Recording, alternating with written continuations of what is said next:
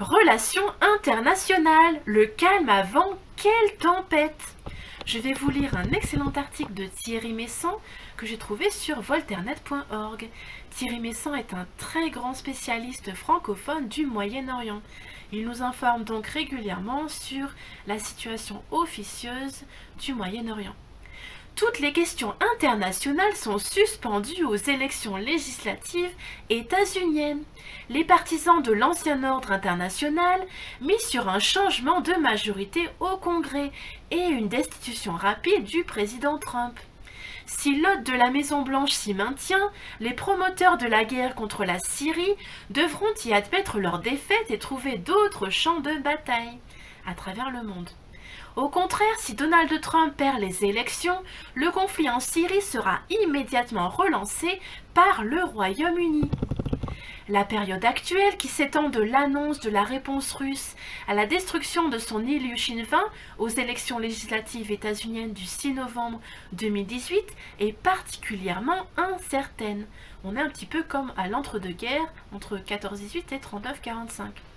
Tous les protagonistes de la guerre en Syrie attendent de savoir si la Maison-Blanche pourra poursuivre sa politique de rupture avec l'ordre international actuel ou si le Congrès passera dans l'opposition et entamera immédiatement une procédure de destitution du président Trump. Premier paragraphe, les origines de la guerre.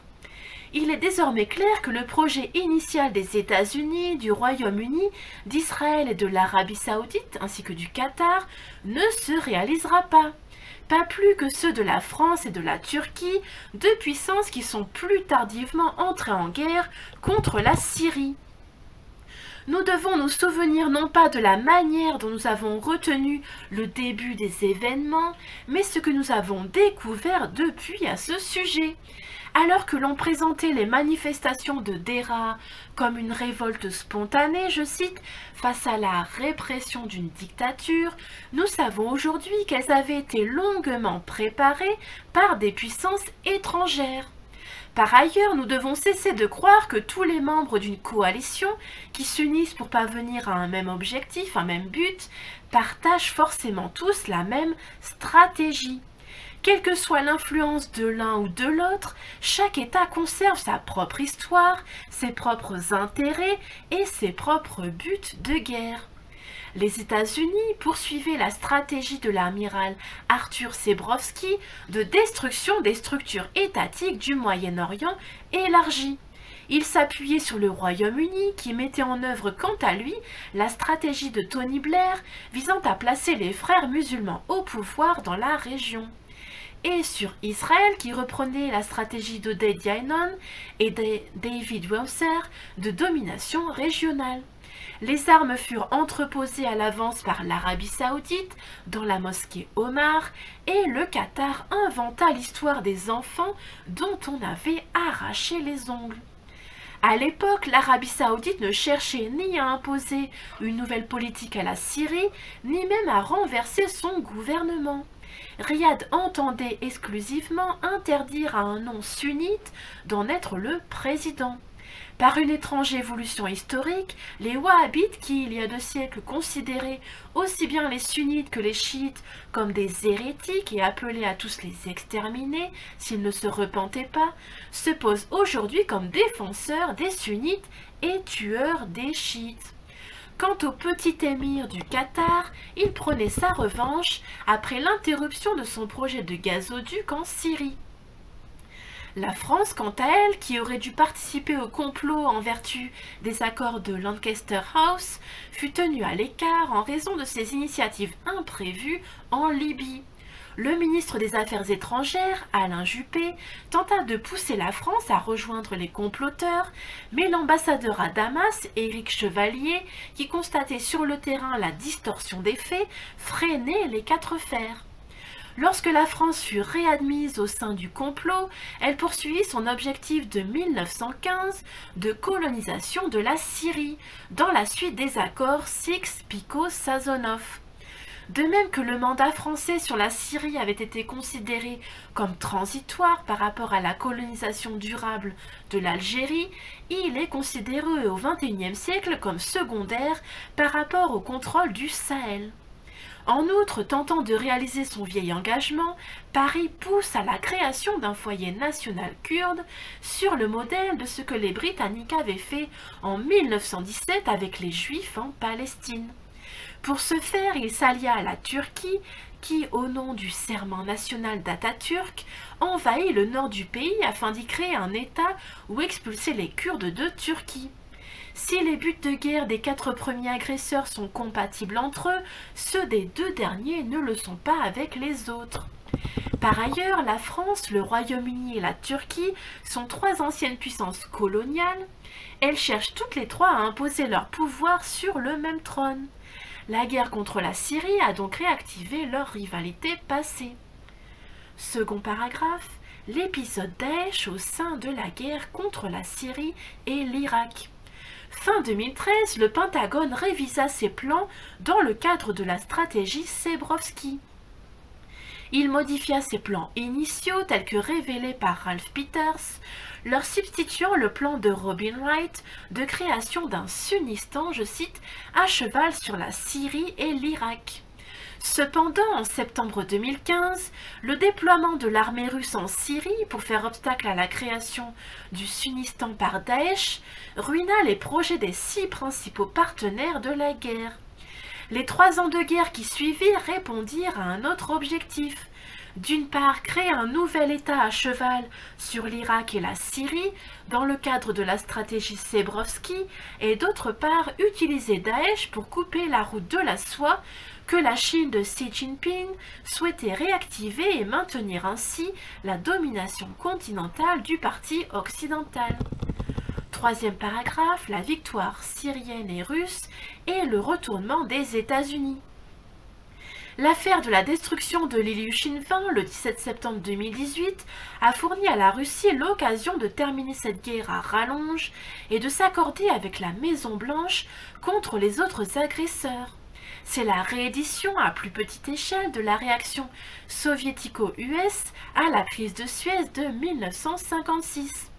Moscou vient non seulement de confier à l'armée arabe syrienne des missiles antiaériens, les S-300, mais a aussi déployé tout un système de surveillance intégré. Dès que celui-ci sera opérationnel et que les officiers syriens auront été formés à le manier, c'est-à-dire au plus tard dans 3 mois, il sera impossible aux armées occidentales de survoler le pays sans l'accord de Damas. Le président Trump avait annoncé à l'avance qu'il entendait retirer les troupes américaines de Syrie, puis il était revenu sur cette décision sous la pression du Pentagone, donc sous-entendu du Deep State, de l'État profond. Il avait alors convenu avec ses officiers généraux de maintenir la pression sur Damas tant que les États-Unis seraient exclus des négociations de paix de Sotchi en Russie. Le déploiement des armes russes, auquel la Maison-Blanche a probablement donné son accord, fournit au président Trump l'occasion de faire reculer le Pentagone. Celui-ci devrait donc retirer ses troupes, mais maintenir ses mercenaires, en l'occurrence les Kurdes et Arabes des forces démocratiques. Le ministre syrien des Affaires étrangères, Walid El-Moallem, a exigé à la tribune de l'Assemblée générale des Nations unies le retrait immédiat et sans condition des forces d'occupation étrangères, américaines, françaises et turques de Syrie. Si les États-Unis partent, les Français et les Turcs ne pourront pas rester. Les Israéliens ne pourront plus non plus survoler et bombarder le pays. Les Britanniques se sont déjà repliés. Cependant, Tel Aviv, Paris et Ankara espèrent toujours que le président Trump perdra les élections législatives du 6 novembre 2018 et sera destitué. Ils attendent donc le scrutin fatidique avant de se décider. À supposer que Donald Trump gagne les élections de mi-terme au Congrès, une autre question se posera. Si les Occidentaux renoncent à se battre en Syrie, où continueront-ils leur guerre sans fin ? C'est en effet une réalité sur laquelle tous les experts s'accordent. La classe dirigeante occidentale est devenue si suffisante et revancharde qu'elle ne peut accepter d'être rétrogradée derrière les nouvelles puissances asiatiques. La sagesse voudrait que, la guerre perdue, les agresseurs se retirent, mais la disposition intellectuelle des Occidentaux les en empêche. La guerre ne se finira ici que lorsqu'ils auront trouvé un nouvel os à ronger ailleurs.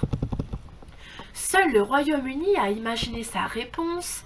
Il est désormais clair que si Londres maintient sa pression diplomatique sur la Syrie à travers le petit groupe, Small Group, son attention est déjà tournée vers la reprise du grand jeu qui vit la couronne s'affronter au tsar durant tout le XIXe siècle. Après avoir inventé l'affaire Skripal sur le modèle du télégramme Zinoviev, Londres vient de prendre en flagrant délit les services de renseignement extérieurs russes dans leur tentative de découvrir ce qui se tramait contre eux au sein de l'Organisation pour l'interdiction des armes chimiques, OPWC. Cette doctrine géopolitique est indépendante des événements qui lui servent de prétexte. Le grand jeu, entre guillemets, était la stratégie de l'Empire britannique. Sa reprise par le Royaume-Uni actuel est la conséquence du Brexit et de la politique de Global Britain. Comme au XIXe siècle, cette configuration anti-russe s'accompagnera à terme d'une rivalité exacerbée entre Londres et Paris. A contrario, en cas d'échec de Theresa May, de remise en cause du Brexit et du maintien du Royaume-Uni dans l'Union européenne, toutes ces projections seront annulées.